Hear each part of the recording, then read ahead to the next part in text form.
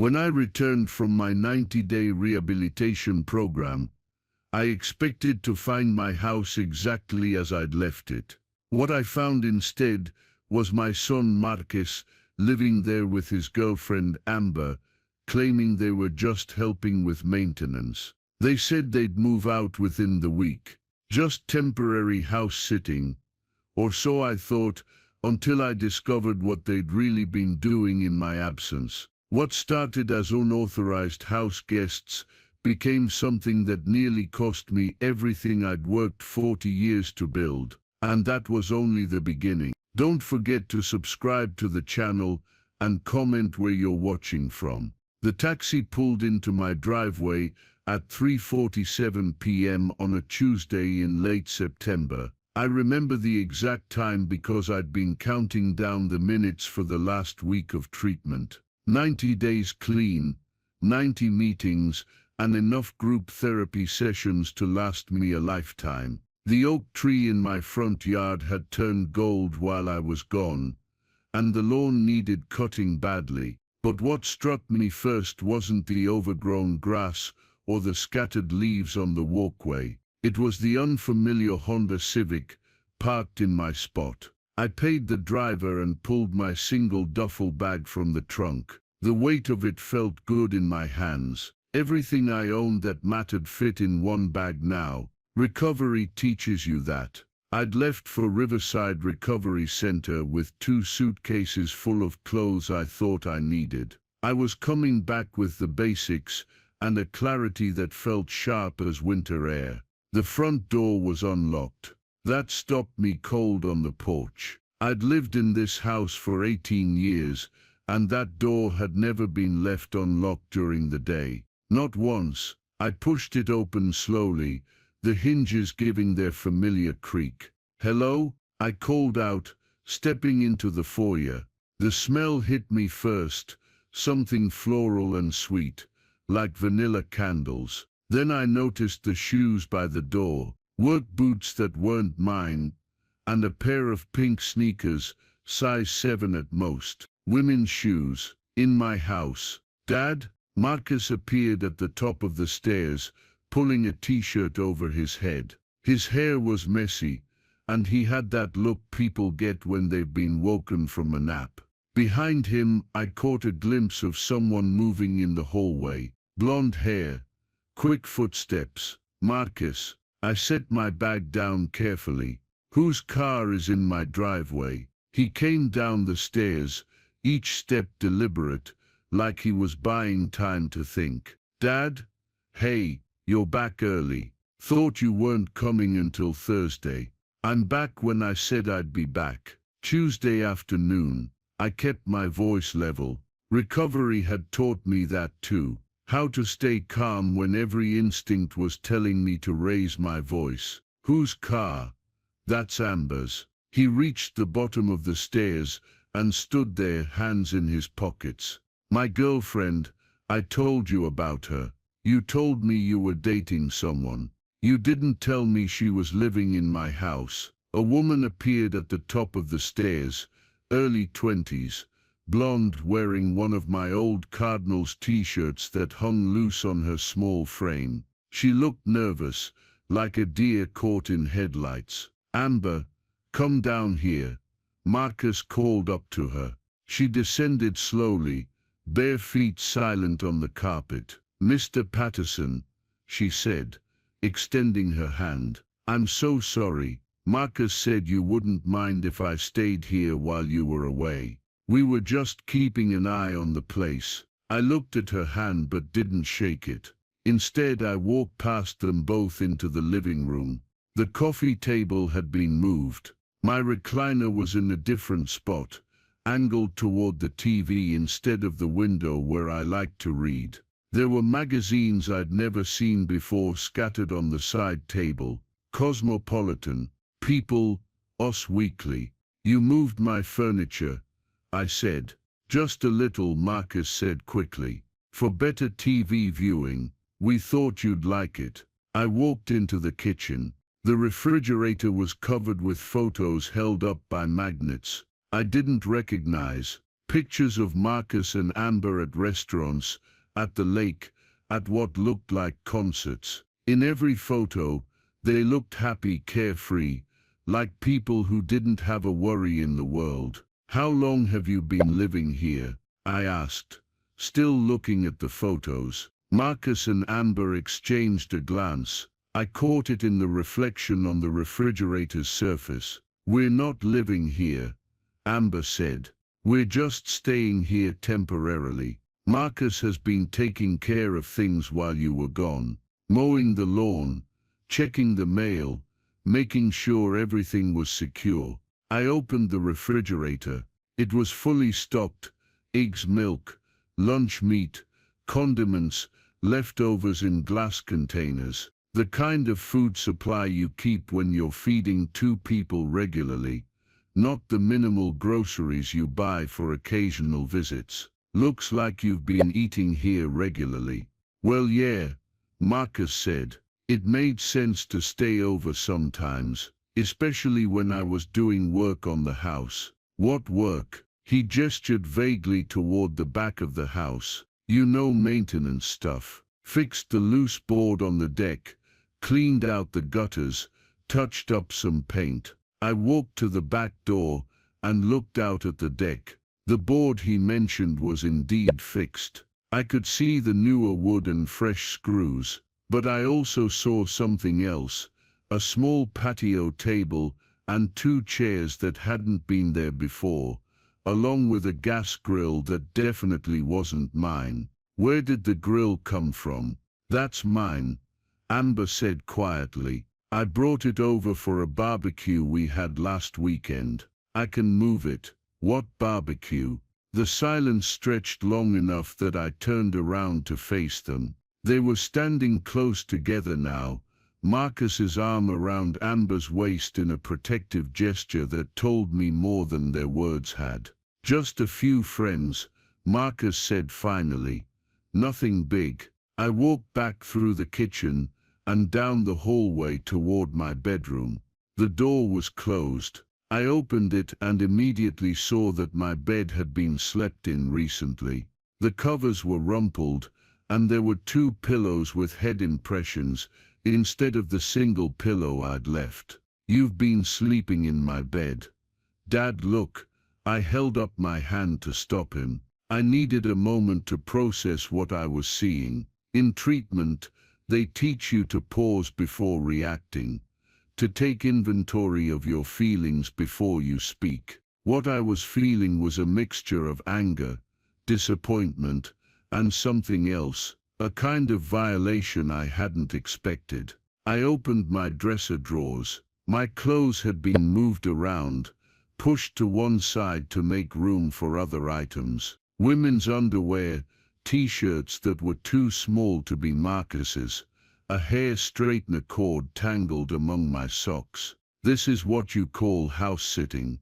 "We can explain," Amber said, her voice small. I closed the drawer and turned to face them. They were both standing in the doorway now, looking like children who'd been caught breaking something valuable. "I'm listening." Marcus cleared his throat. "The apartment I was renting got sold. The new owner wanted everyone out by August 1st. I didn't have anywhere else to go, and Amber's lease was up too. We figured since you were going to be gone for 3 months anyway, it would actually help you out if we stayed here. Keep the house lived in, you know. Make sure nothing happened to it. And you didn't think to ask me first. You were in treatment," Amber said. "We didn't want to bother you with something like this when you were trying to focus on getting better." That line stopped me. It was reasonable sounding, even considerate. But something about the way she said it felt rehearsed, like they'd practiced this explanation. "How did you get in?" "I changed the locks before I left." Another glance between them. "This one lasted longer. I kept a key from when I lived here in high school," Marcus said. "Remember, you never asked for it back when I moved out." That was true.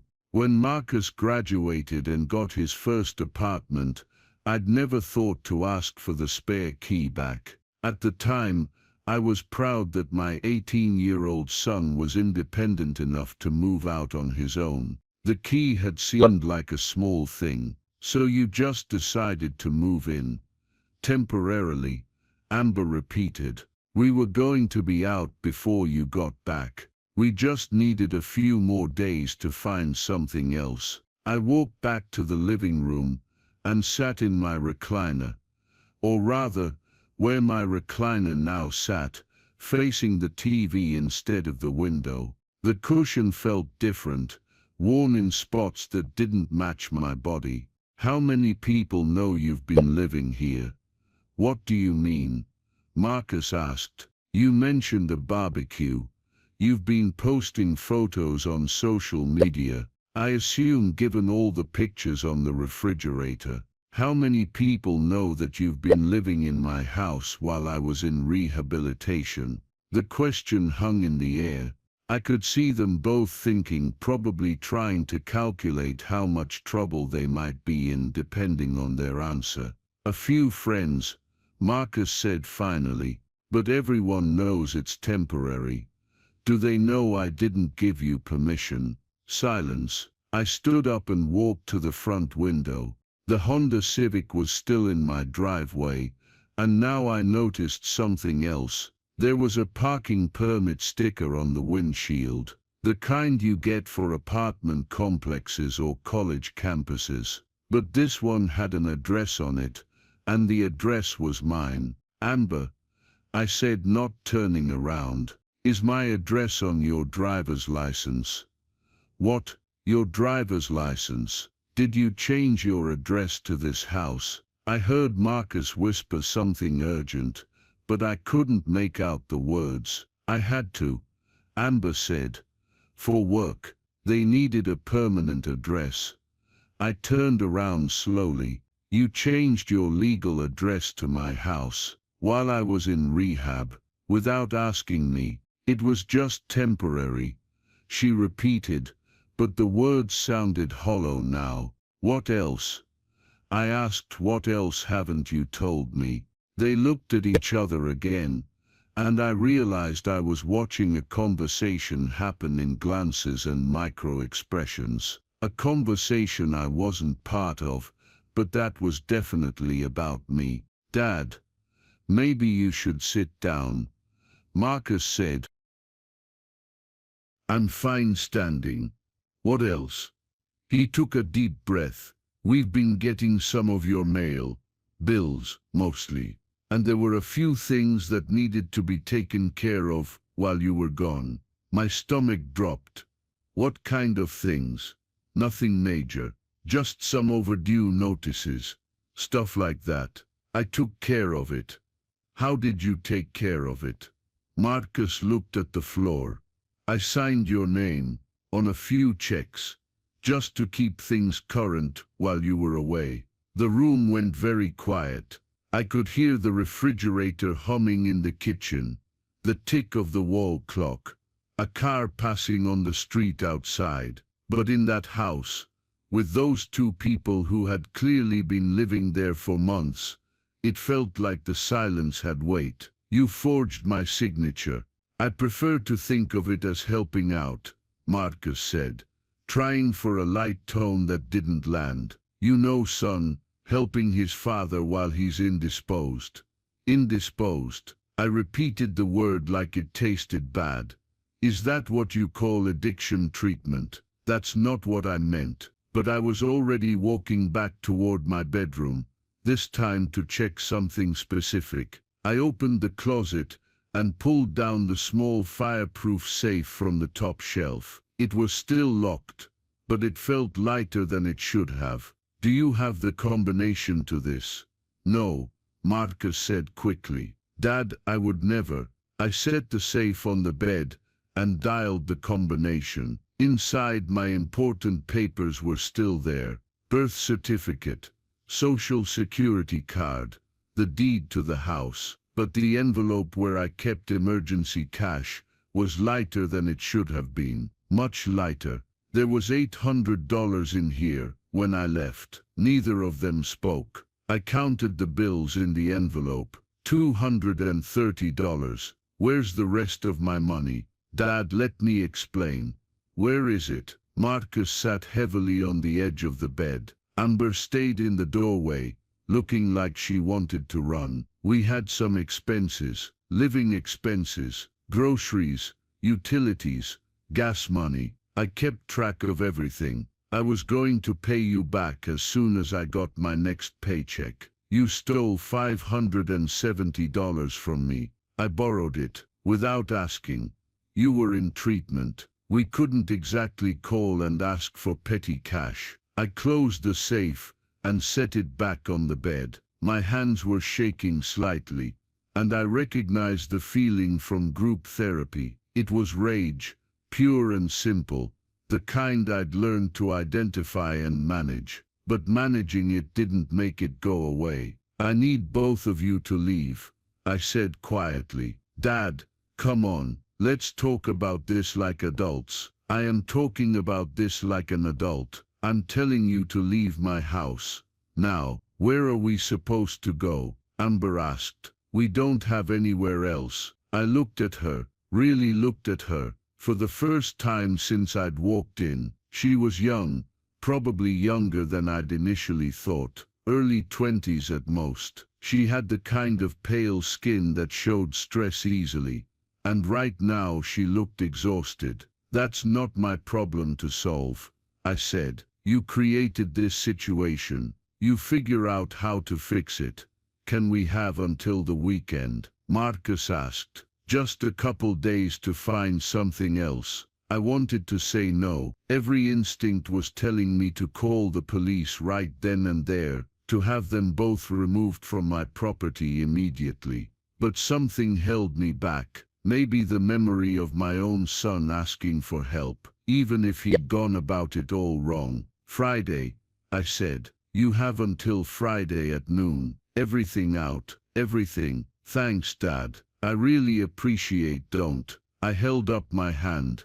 Don't thank me. Don't appreciate me. Just be gone. I left them in the bedroom and walked back to the living room. Through the front window, I watched an elderly neighbor walking her small dog, Mrs. Chen, from across the street. She waved when she saw me, and I waved back automatically. As I watched her continue down the sidewalk, I wondered what she thought about the young couple who'd been living in my house for the past 3 months, what she assumed about the arrangement, what stories Marcus and Amber had told about their situation. I was still watching out the window when I heard them talking quietly in the kitchen. I couldn't make out the words, but the tone was urgent, worried, planning.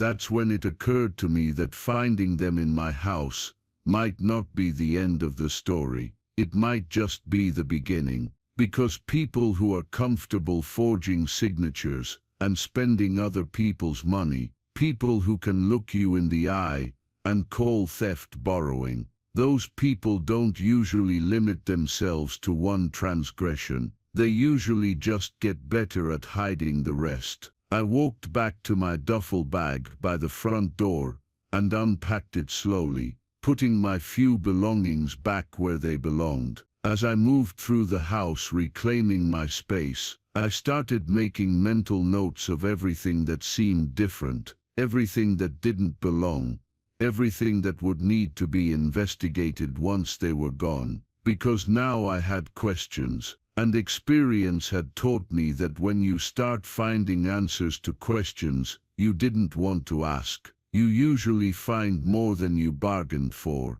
The afternoon sun slanted through the windows, casting long shadows across the floor. Somewhere in the kitchen, I could hear Marcus and Amber still talking in hushed tones, and I realized that coming home from rehab was turning out to be more complicated than getting clean had been. At least in treatment, I'd known who I could trust. The next morning brought clarity in ways I hadn't expected. I woke before dawn, a habit from treatment, and made coffee in my own kitchen for the first time in 3 months. As I sat at my dining table, now pushed against the wall to make room for what looked like a gaming setup. I realized that discovering Savannah and Tyler living here was just the tip of the iceberg. I pulled out my phone and started making calls. First was my bank. "This is Margaret Whitmore. I need to check on any unusual activity on my accounts over the past 3 months. The customer service representative,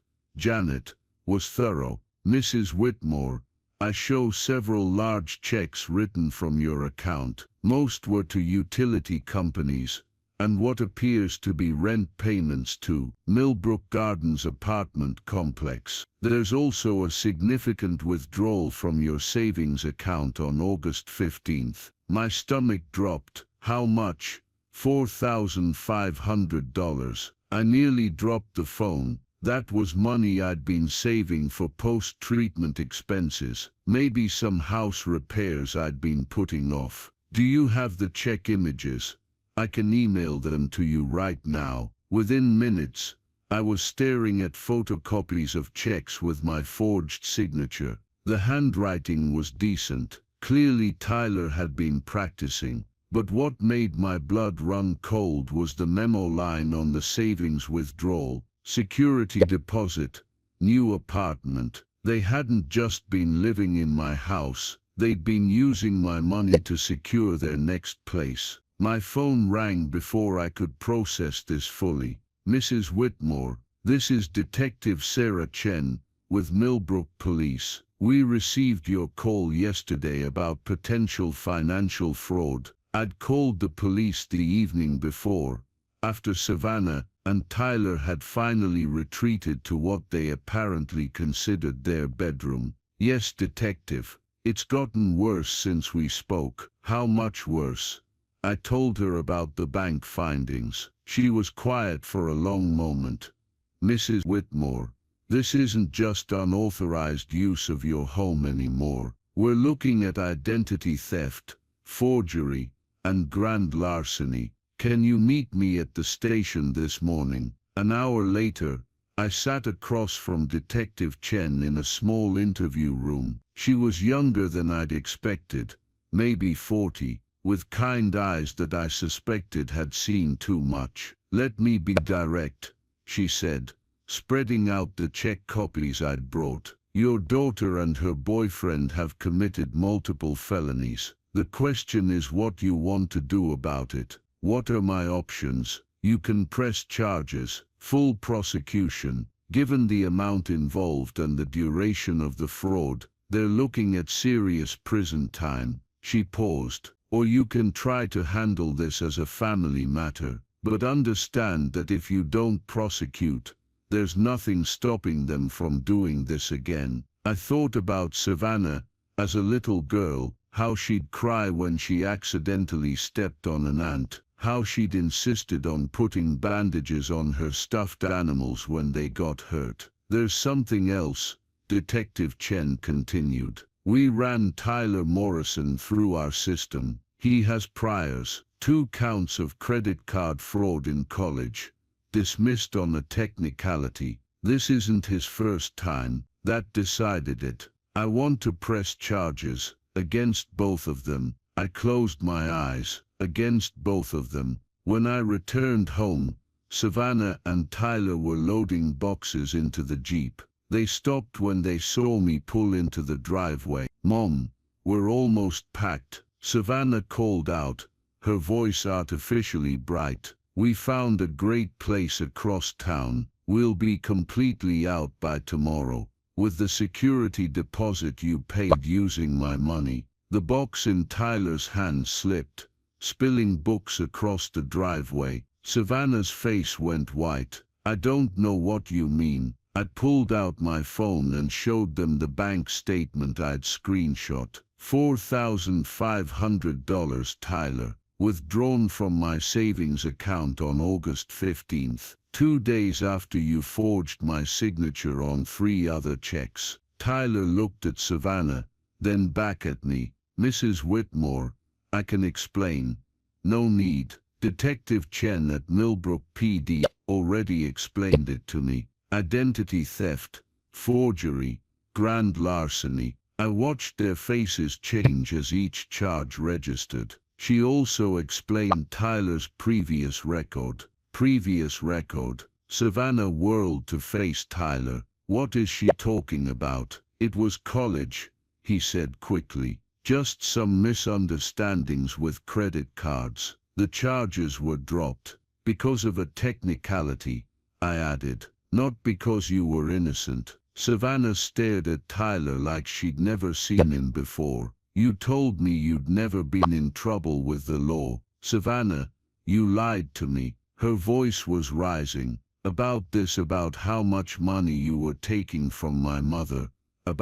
She stopped, her hand flying to her mouth. Oh God, what else have you lied about? I watched my daughter's world crumble in real time. Despite everything they'd done, I felt a pang of sympathy for her. She was learning the same lesson I'd learned in recovery. Sometimes the people closest to you are the ones who hurt you most. The police will be here at 2 o'clock, I said quietly. If you want to make this easier on yourselves, you'll be here waiting. Tyler dropped the rest of his box. You called the cops on your own daughter. I called the cops on 2 people who stole from me while I was getting treatment for addiction. The fact that one of them is my daughter makes it worse, not better. Savannah was crying now, mascara streaking down her cheeks. Mom, please, I never meant for it to go this far. Tyler said it would just be temporary, that we'd pay everything back. When, I asked, when were you going to pay back nearly $5,000? With what money? She had no answer. At exactly 2 o'clock, Detective Chen arrived with 2 uniformed officers. I watched from my living room window as they handcuffed both Savannah and Tyler. My daughter looked back at the house once before they put her in the patrol car. Her eyes found mine through the window, and in that moment, she looked like the little girl who used to run to me when she had nightmares. But some nightmares are ones we create for ourselves. The house felt different after they were gone, not just empty, a cleaner somehow, like a fever had broken. I spent the rest of the day putting my furniture back where it belonged, taking down their pictures, reclaiming my space. That evening my sponsor from my TA called. Margaret, I heard through the grapevine that you had some trouble when you got home. He told her everything. She listened without interrupting, a skill I'd learned to value during recovery. How are you feeling about pressing charges? She asked when I finished. Guilty, relieved, angry, sad, sometimes all at once. That sounds about right. Recovery teaches us that we can love someone and still hold them accountable for their actions. I keep thinking, maybe I should have tried to handle it differently. Margaret, what would have happened if you'd found them using drugs in your house? I would have called the police immediately. Why is stealing your money any different? She was right. Addiction had taught me about boundaries, about the difference between helping and enabling. This was enabling on steroids. 3 months later, I sat in a courtroom again, but this time I was the victim, not someone seeking recovery. Savannah had taken a plea deal, 2 years probation, community service, and full restitution. Tyler, with his prior record, got 18 months in county jail. Before sentencing, Savannah was allowed to speak. She looked older, thinner, like someone who'd learned hard lessons about consequences. Your Honor, I want to apologize to my mother. I violated her trust, her home, and her financial security while she was getting help for addiction. There's no excuse for what I did.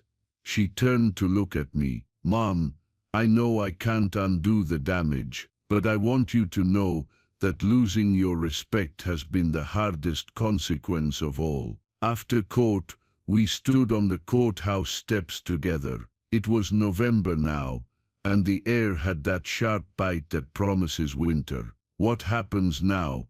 she asked. "Now you serve your probation, pay me back, and figure out who you want to be," I said. "Without Tyler, I broke up with him the day you came home. Should have done it months earlier." We stood there in awkward silence for a moment. Then she asked, "Do you think you'll ever forgive me?" I thought about everything recovery had taught me about forgiveness, how it's a process, not an event, how you can forgive someone and still not trust them, how loving someone doesn't mean accepting their bad behavior. "I already forgive you," I said, "but earning my trust back is going to take time." She nodded, tears in her eyes. "I understand." As I drove home that day, I realized something had shifted. The house on Maple Street wasn't just my house anymore. It was my sanctuary, a place I'd fought to reclaim, a place that represented my commitment to healthy boundaries and self-respect. That evening, I sat in my recliner, positioned back by the window where I could read in the afternoon light. The big screen TV was gone. Tyler's family had claimed it after his arrest, along with the patio furniture and grill. My grandmother's coffee table was back in its rightful place, and my watercolor painting once again hung on the wall. My phone buzzed with a text from my sponsor. "How did court go?" I typed back, "Justice served, boundaries held, recovery continues." Because that's what I'd learned through all of this. Recovery isn't just about getting clean from substances. It's about getting clean from all the things that poison your life, including people who would take advantage of your vulnerability. 6 months later, Savannah made her first restitution payment. She'd gotten a job at a local non-profit and was living in a studio apartment across town. We met for coffee once a month, slowly rebuilding something that might eventually resemble a healthy mother-daughter relationship. "I've been going to therapy," she told me during one of our meetings, "learning about codependency and boundaries." "That's good," I said. "Those are important lessons. I'm also learning about how my choices affected you, not just the money, the violation of trust while you were trying to get better." I nodded. "In recovery, we call this making amends, not just apologizing, but changing behavior. I want you to know," she continued, "that what happened taught me something important. I never want to be someone who takes advantage of other people's vulnerabilities again." As I drove home that day, I reflected on the strange gift that crisis sometimes brings. Savannah's betrayal had forced me to practice everything I'd learned in recovery, setting boundaries, refusing to enable bad behavior, choosing self-respect over keeping the peace. In a twisted way, it had made my recovery stronger. The house on Maple Street stood solid and secure, its locks changed, its boundaries clear. Inside, everything was exactly where it belonged, including me. Recovery had taught me that sometimes the most loving thing you can do is refuse to participate in someone else's destruction. Sometimes protecting yourself is the same thing as protecting them. And sometimes coming home means having the courage to defend what home really means. I poured myself a cup of tea, sat in my reclaimed recliner, and opened a book. Outside, Mrs. Henderson was working in her garden again, her grandson helping plant bulbs for spring. Some things grow stronger after surviving winter. Some trust can be rebuilt, one honest conversation at a time. Some families can heal, if everyone is willing to do the work. But it all starts with knowing where your boundaries are, and having the courage to defend them.